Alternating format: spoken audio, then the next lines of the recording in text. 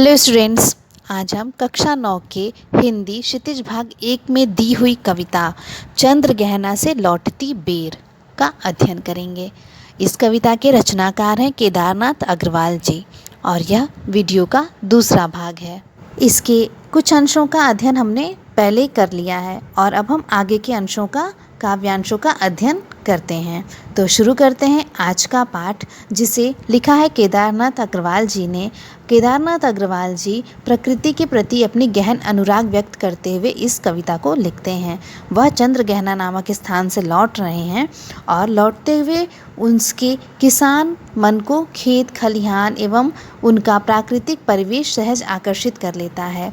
इस कविता में कवि की उस सृजनात्मक कल्पना की अभिव्यक्ति है जो साधारण चीज़ों में भी असाधारण सौंदर्य देखती है। तो शुरू करते हैं, आगे के अंशों को हम पढ़ लेते हैं। चुप खड़ा बगुला डुबाए टांग जल में, देखती ही मीन चंचल ध्यान निद्रा त्यागता है। चट दबाकर छूंछ में नीचे गले के डालता है। एक काले माथ वाली चतुर चिड़िया श्वेत पंखों के छपाटे मार फौरन टूट पड़ती है भरे जल के हृदय पर। एक उजली चटुक मछली चोंच पीली में दबाकर दूर उड़ती है गगन में।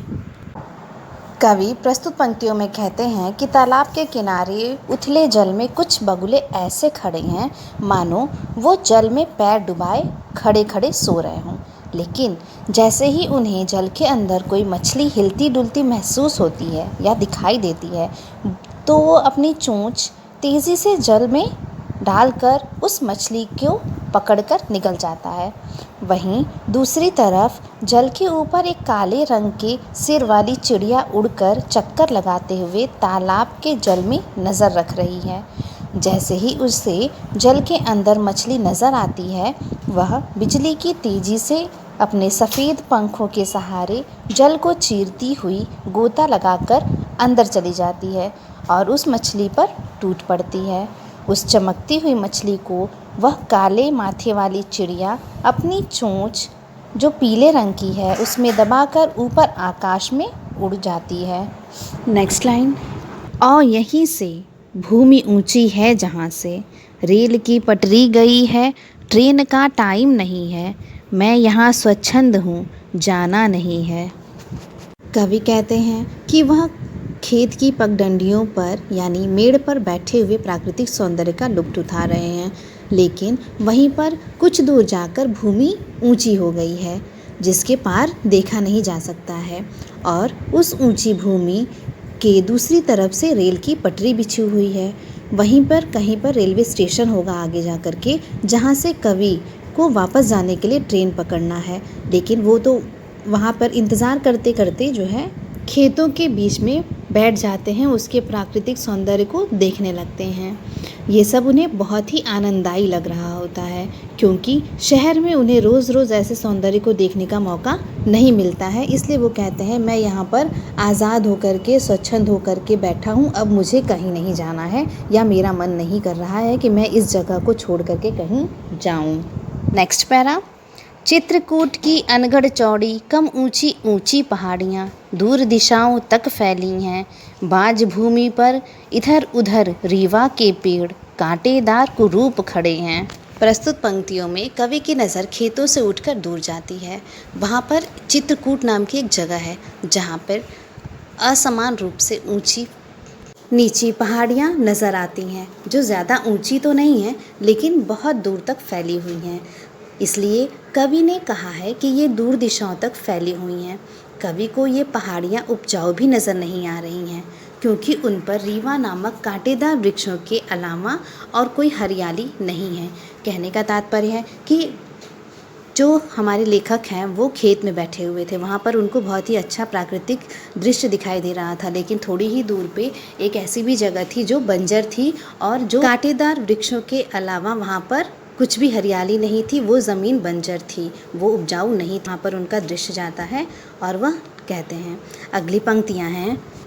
सुन पड़ता है मीठा मीठा रस टपकता सुग्गे का स्वर टें टें टें।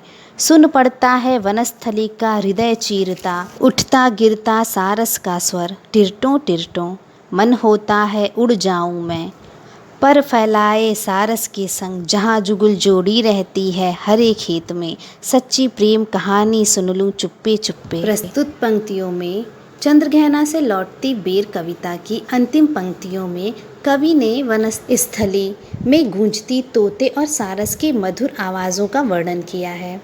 कवि को बीच बीच में तोते की टेंटे की ध्वनि सुनाई देती है, जो इस शांत वातावरण में वन के अंदर से आ रही है। इस मधुर ध्वनि को सुनकर कवि का मन आनंद से भर उठता है और उनका मन भी तोते की इस ध्वनि की ताल में ताल मिलाने को करता है। इसी बीच कवि को सारस की जंगल को भेद देने वाली ध्वनि सुनाई पड़ती है, जो कभी घटती है तो कभी बढ़ती है।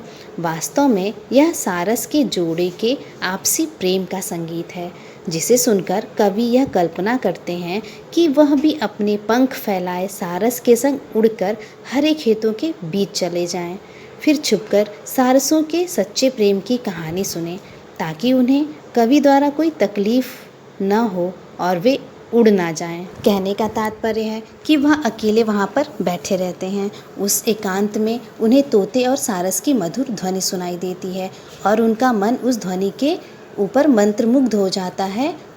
वह सोचने लगते हैं कि क्यों ना मैं भी इस सारस की तरह आकाश में उड़ने लगूं और इनके प्रेम की सच्ची कहानी को चुपचाप सुनूं। स्टूडेंट्स, यह पाठ यहाँ पर समाप्त हो गया।